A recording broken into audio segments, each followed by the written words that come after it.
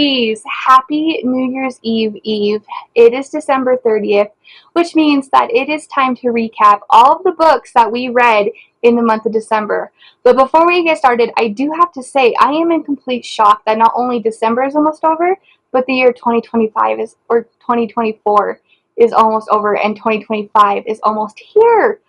Oh my goodness. But I'm super excited to recap all the books that I read this month and to tell you if they were good or if they were not.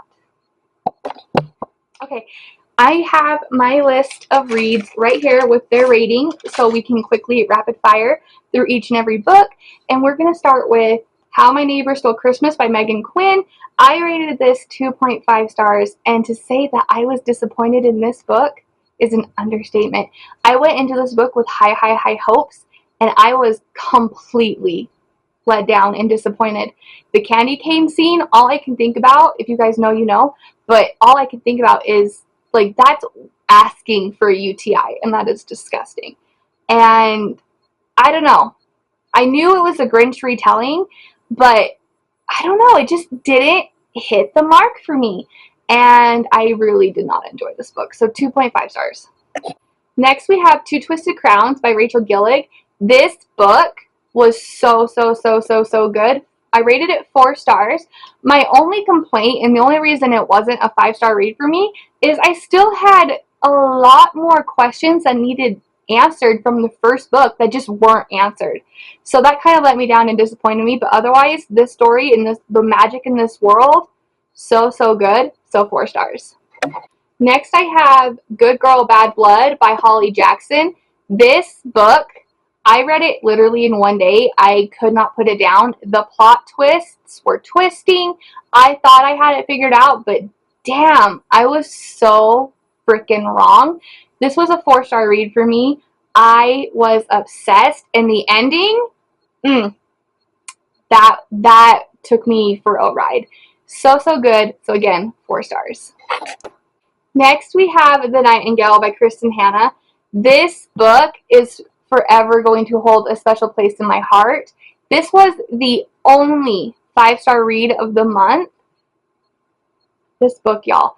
I cried, I laughed, I fell in love with the characters, and then it completely threw me for a plot twist. Like, I'm over here thinking the narrator, like the point of view that we're getting is from Isabel, and it wasn't. It was her sister, and so that threw me for a loop. If you guys have never read this book, you need to pick it up right now. 5 stars. It is so good. Yes, it's long, but damn, it was worth it. 5 stars, y'all. This book, y'all. This book. The 7-Year Slip by Ashley Poston. If I could only speak English, it would be great. Was phenomenal.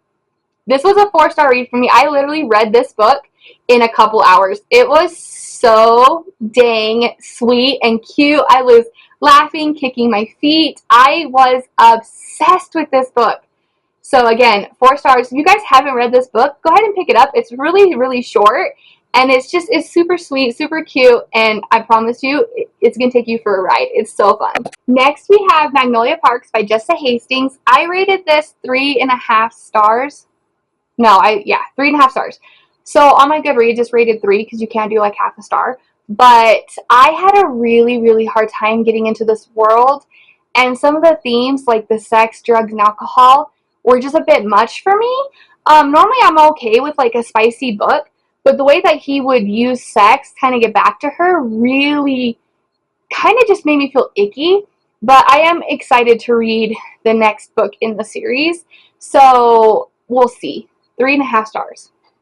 The next book is the only book I actually don't have the physical copy of. Everything else, literally, like I owned already, and that is Killer Instinct by Jennifer Lynn Barnes. It is book 2 in the Natural series, and let me tell y'all, that was so dang good. I rated it 4 stars. The plot twists were twisting. I thought I knew what was going on and who the killer was, and damn it, I was wrong again. So, 4 stars. Next, I have The Hawthorne Legacy by Jennifer Lynn Barnes. I know 2 Jennifer Lynn Barnes books in a row. This is book 2 in the Inheritance Game series. And y'all, this was 4 stars for me. I was super impressed. I thought I had it figured out, and then I was completely thrown for a loop. And so I really liked the ending and the plot twist that had. So again, 4 stars. The next book we have is The Invisible Life of Addie LaRue by V. Schwab. This book, y'all, I was severely disappointed with this book. I went into this book with high expectations because everyone told me that the writing of V. Schwab was immaculate and I was going to love this book. Y'all, I hated it. I really struggled to read. It's super short, and I really struggled to read it. It took me 4 or 5 days to get through it. Normally, a book this short, I can read in 1 to 2 days, and yeah, I did not want to pick it up. I hated Addie. She annoyed the hell out of me, and I really didn't like Henry's character either. He really annoyed me too. And the only character that I really enjoyed was Luce. And I don't know, maybe it's because he's like the bad boy or whatever, but like I really enjoyed his character. And so the ending, I really enjoyed the ending. But other than that, this was a 3-star read for me, and I was super disappointed. And honestly, I don't know if I'm going to read another V.E. Schwab book again because her writing wasn't what I was expecting. Next, we have Lightlark by Alex Astor. And I know I am late to the game on this book and this series, but I just got it. I just picked it up, and I was super excited that it got thrown into my TBR for December because I really wanted to read it. And for good reason. It was so dang good. I rated it 4 stars. I loved the world building. The only reason it wasn't 5 stars is I hated the fact that she kept repeating over and over and over about the 100 years, the 100 days, and that just annoyed me. And yeah, it was only the first few chapters, but I just hated that like every page she had to remind us that like the island only showed up every 100 years for 100 days, and that really annoyed me.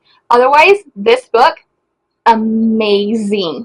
Love, 4 stars. Next, we have Caraval by Stephanie Garber.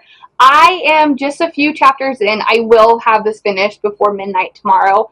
It's really short. I know I can just bust through this, and so far I'm anticipating this to be a 3 to 4 star read. It's really good so far, so I'm kind of excited to really get into the world, and I can't wait to meet more of the characters and to go and experience the game. So I'm anticipating 4 stars. I'll let you guys know in January what I thought of this book, but I will finish it in December. Last but not least, one of my favorite books of the month, not counting Nightingale because that one will live rent-free in my head for the rest of my life, The Ashes of the Star-Cursed King by Carissa Broadbent. This book, y'all, this is how you end a series. Or technically it's not the end of the series, it's the end of the duology, but y'all, I loved this book. I loved the duology. I love this series. I loved the writing in this, and even though it's super long, I felt like it could have been more and longer. It was that good. So 4 stars. One of my favorite books of the month. Those are all the books that I read in the month of December. We had planned for 12. I have read 11. I will finish book 12 tonight or tomorrow, so I know I can finish this book.